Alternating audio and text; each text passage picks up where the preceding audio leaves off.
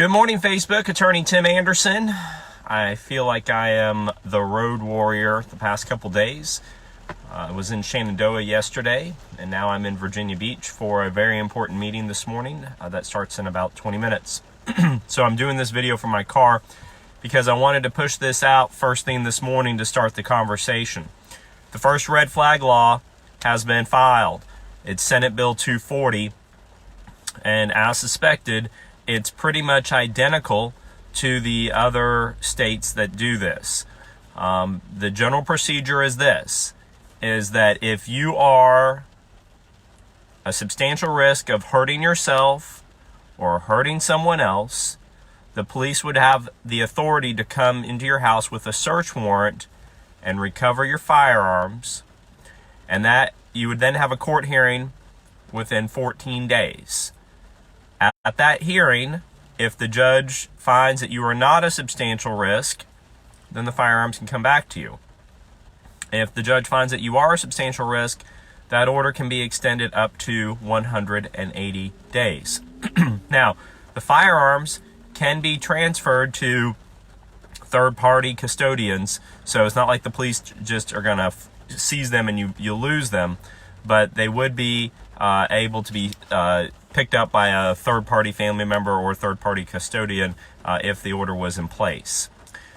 It would be a Class 1 misdemeanor if you were under the order to try to purchase another gun, and it would be a Class 4 felony for somebody to give you a gun when you were under that order. So you, as the person subject to the order, would be committing a crime if you tried to go buy one yourself. If somebody gave you a gun, they would be committing a felony. All right, so that is the gist of what the law says. Senate Bill 240, it's right here. Go ahead and take a look at it yourself. Let me weigh in again on why red flag laws are dumb. First off, if you are a substantial risk of hurting yourself or somebody else, then the police come in and they take your guns, but that doesn't make you any less of a substantial risk of hurting yourself or hurting someone else. The premise of a red flag law is that the only way you could hurt yourself or hurt somebody else is with a firearm, which is asininely stupid.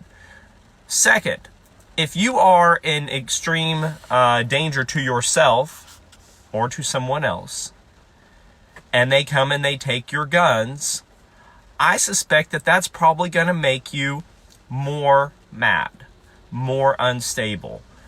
And so in Virginia, we have something called a temporary detention order.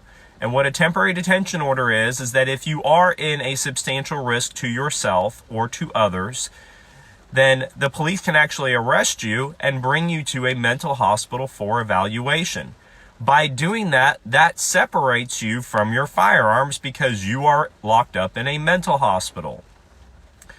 And then a doctor gets to decide if you are. I mean, this is a medical thing, not a court thing. And so the premise that I am a substantial risk of hurting somebody or hurting myself. Okay, so let's say I'm suicidal right now, and they come in and they take my guns. That doesn't make me suicidal, no longer suicidal any longer. I mean, can I go overdose with some medications? Can I cut myself with a knife? I mean, it's ridiculous. The premise of what a red flag law is ridiculous. It doesn't address the root problem, which this person is in some type of mental distress and needs emergency help. It just comes in and takes guns away, as if they are the only tool somebody could use to cause harm to themselves or others. It is the foundation of what red flag laws are, have absolutely no thought process put into them. They continue to be pumped in because it makes people feel better. If you are in distress, if you know somebody who's in distress, how about that? And you really care about them, you will never get a red flag order against them. You will get a temporary detention order against them. The people that will get red flag laws against you are the people that want to abuse the system and misuse the system. Somebody who wants to come after your guns because they don't like guns. That's who's going to use red flag laws. If you care about somebody enough to go to the courts or go to the magistrate or go to the police, you will ask for a TDO because you care about that person and that person's mental health. My name's Tim Anderson. Okay, let me tell you how today's going to go. As I expected, bills are flooding in. It's taking me time to get through them. I'm not just going to spit, incorrect information out. I know what's going on. I'm seeing the bills. Email me about things that you see that you have questions about. It's going to be rapid fire from here on out. Every day it's going to be rapid fire. We're going to get lots of videos because I got to push all these bills out and tell you what's going on so that you can engage your government. Let me ask you just to do this on 240. Write to every delegate that you know, every senator you know, and ask if someone is in a substantial risk of harm to themselves or danger, why are we leaving them alone after the guns are taken? Ask them that question and ask them to respond.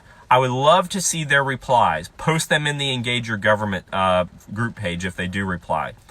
If they really think about it, they will realize that red flag laws do not serve the legitimate purpose that they're being touted as. See you guys later today. I'm sorry, I'm going to blow your phones up over the weekend because there are so many bills that we have to go through. So it's going to be rapid fire, and I'm sorry. If you don't like them, don't watch them, but I'm going to have to do it because it's going to get faster and faster and faster now that they're about to go into session. Have a great day, guys.